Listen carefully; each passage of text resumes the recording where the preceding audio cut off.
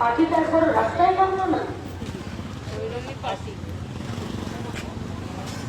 বাকি তৃণমূল কর্মীদের safety security আছে তো?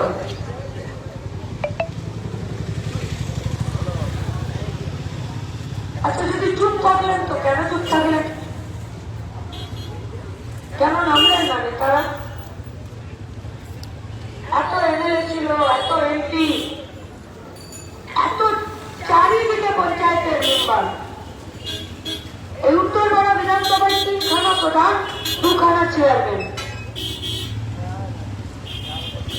নামের নিয়ে অন্যায় করেছেন, আমি ওসব কথা কিছুই বলতে চাইছিলাম। আমাদের সাদা সহজ প্রশ্ন, কেন নামলেন না প্রতিবাদ? কিন্তু আপনাদের যারা দলের সবথেকে বড় বড় নেতা, মন্ত্রী, নেত্রী, তারা তো হক করে প্রতিবাদ করে, আর আপনাদের দলের কর্মী খুন হয়ে গেল, কেন নামলেন না? নাকি নামলে বিপদ হয়ে যেত? পেট খুন